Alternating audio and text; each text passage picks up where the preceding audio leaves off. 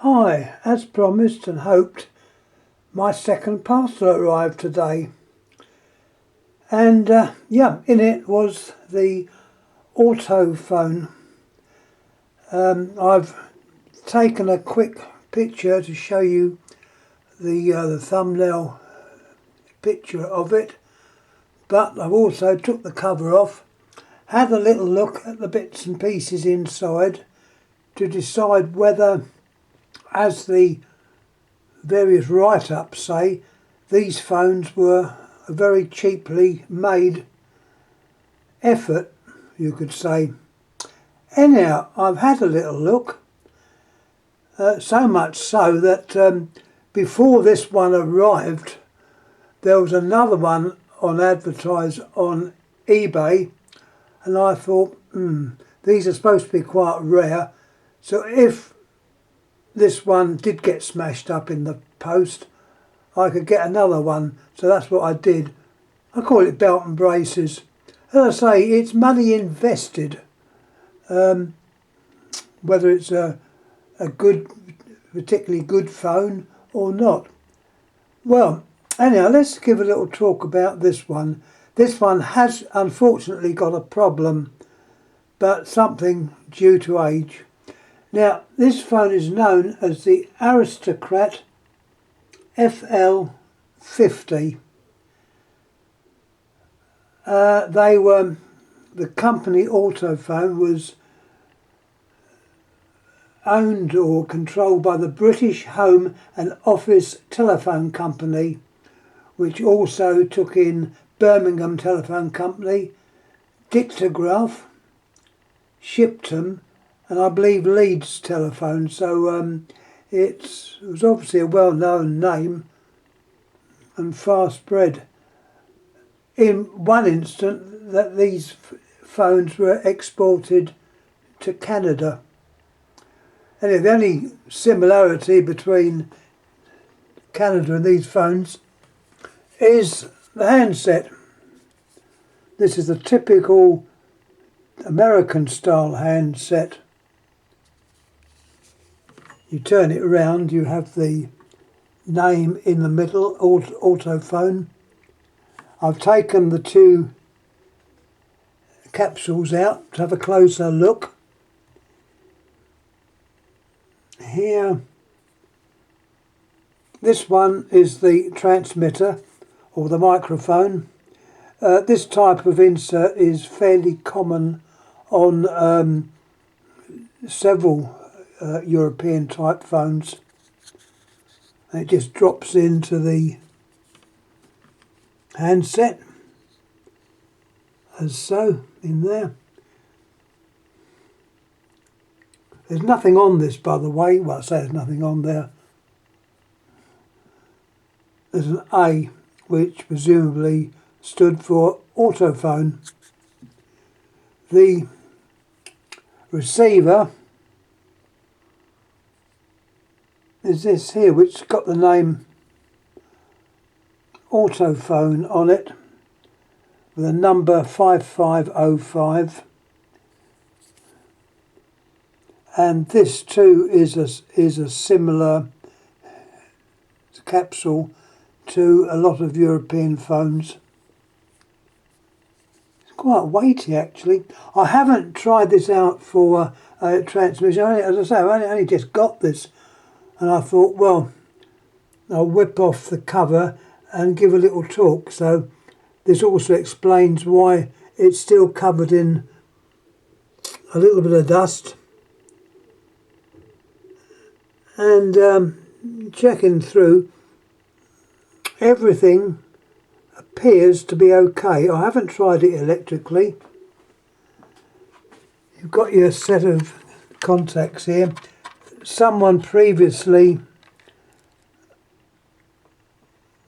has written the colours down there, so that is off to the line cord, and they would respond to, it looks like 876, because all these terminals are actually numbered. I will send over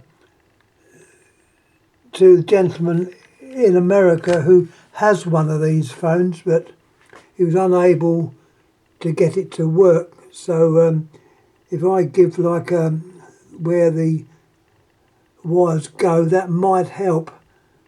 I might even draw out a diagram, but I'm not sure. There's no diagrams with it, which I didn't expect to find.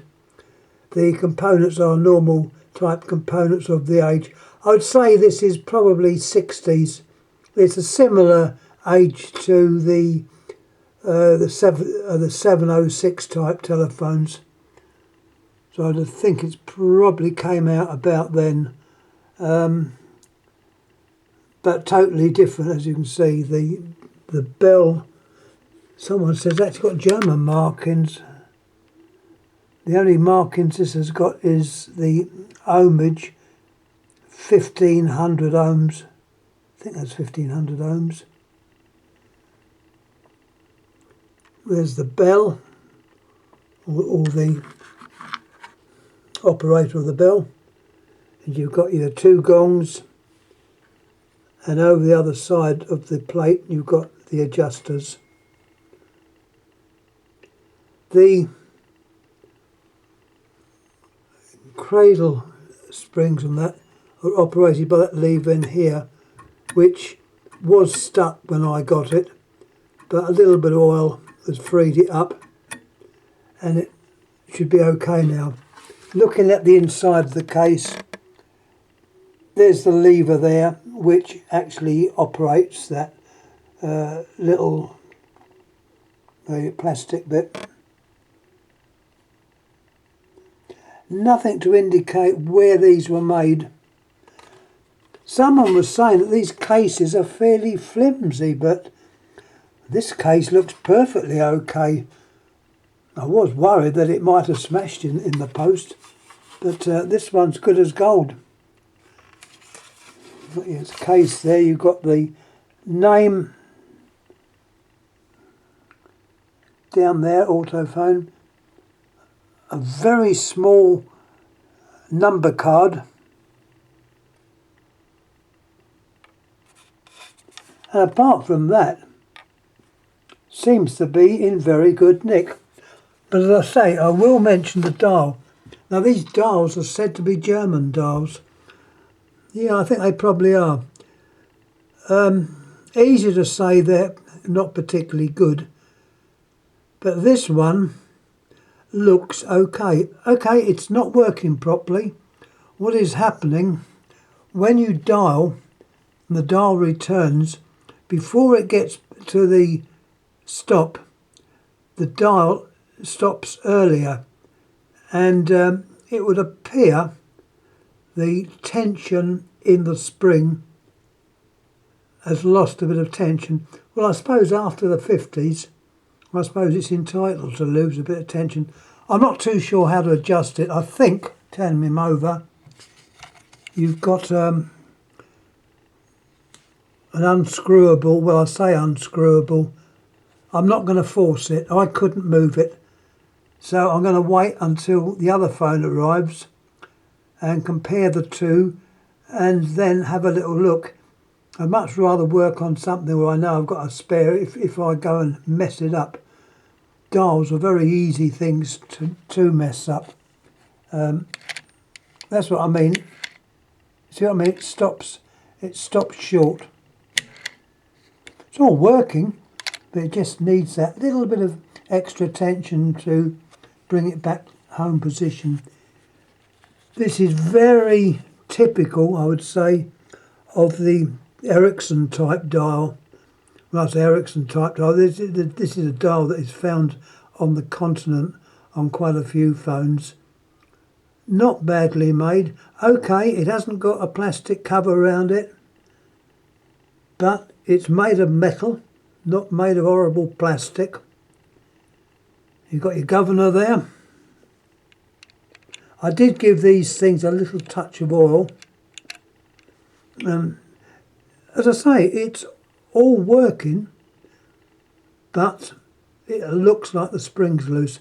I even took the spring set off, that one screw there, take that out, the spring set comes off. With the spring set off, okay, it does home. It indicates that perhaps the pressure on these springs are too great. But I've checked all of those. I don't think it is that. It's the fact that it needs a little bit of oomph to get it to restore. Anyhow, that is your dial. Looking at the other side of the dial, it's got Dictomatic. This was probably the name used by Dictaphone. As I say, Dictograph.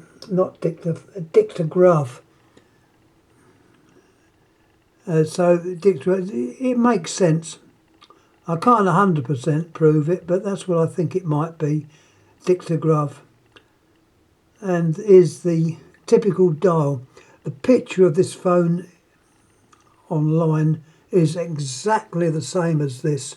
And in fact, they say that the one they took the picture from, the capacitor, was GPO batch sampled, which is an interesting feature. This one hasn't got GPO batch sampled on it, but it is the same type of capacitor as was used in the 706. That, I think, is more or less it for this side. I showed you the components. It's interesting to note that it's hardwired. Obviously, this came out perhaps before printed circuits. It's all hardwired, so you could easily check it out to find out where the wires go. They're colour coded, and also with a little meter, which I've got somewhere. Oh, here it is. A little trusted meter. It's only a cheapo meter, but it's good because you've got your two leads which you can touch together and you get a reading. So you can easily think, oh right, well I've got to go from, say, terminal 1 to another terminal on there. And if you've got your colours, it's not going to be a difficult job to do. It's all colour coded, so there shouldn't be a problem there. Anyhow, I'm tending to go off on a tangent. Let's turn this over and show you what's on the back side of it. This is the typical side that you'd get on these phones. Sometimes they have made in England, but not on this one, unless it was stuck on. But it definitely doesn't say that on this one. But the other ones that I've seen have been identical. The capacitor goes the other side of that. This one, the capacitor's held on by a single sort of strap, where some of them you've got two sets of like spring clips. So there's a slight they do vary. I don't know what that BS stands for.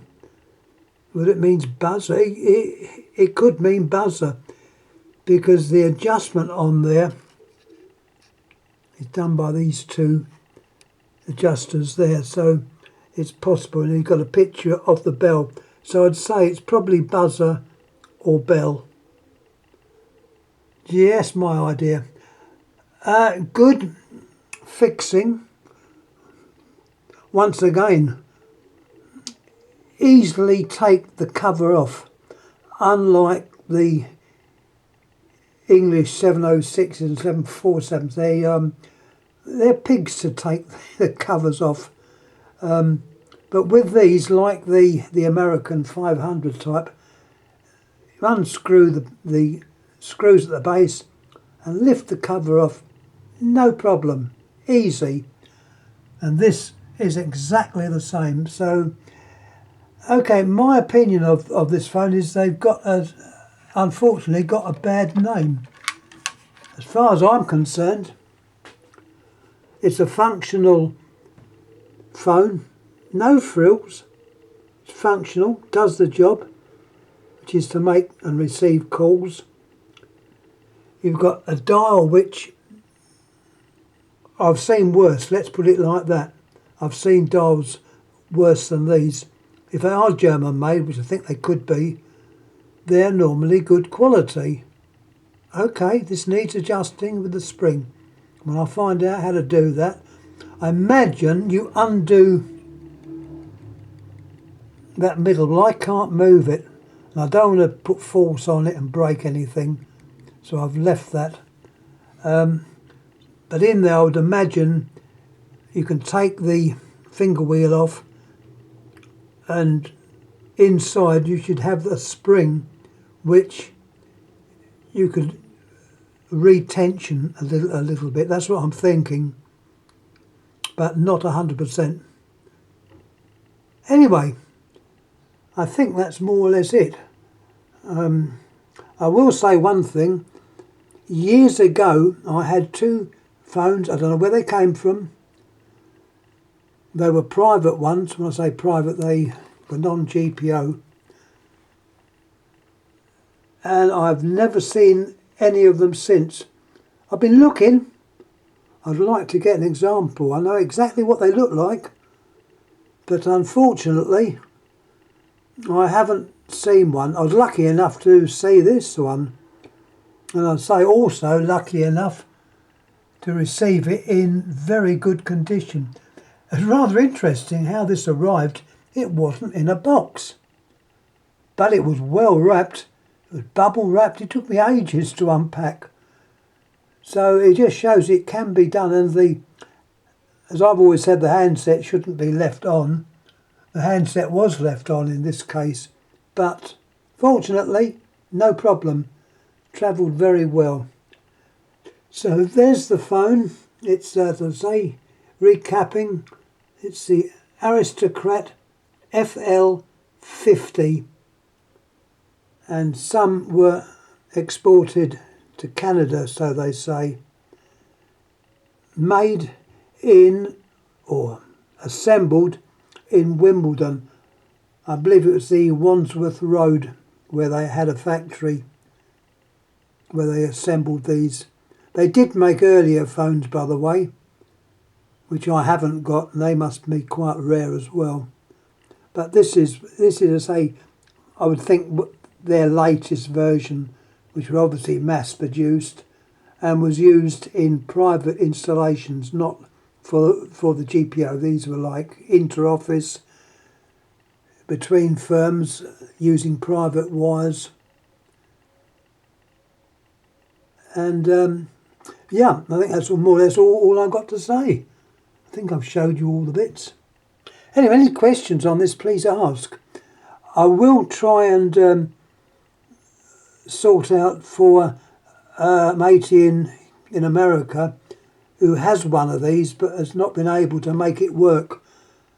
If I've got where all the wires go and the terminations, I should be able to indicate by perhaps another little video. I'd like to put another video up, perhaps showing the other phone with them all working. But anyhow, that will suffice today. You might notice I love talking. It'll give you more chance to get down to the greenhouse, which I was today. Funny enough, in both cases, I was in the greenhouse when the postman called, so it has been a good day. Anyhow, thanks for watching.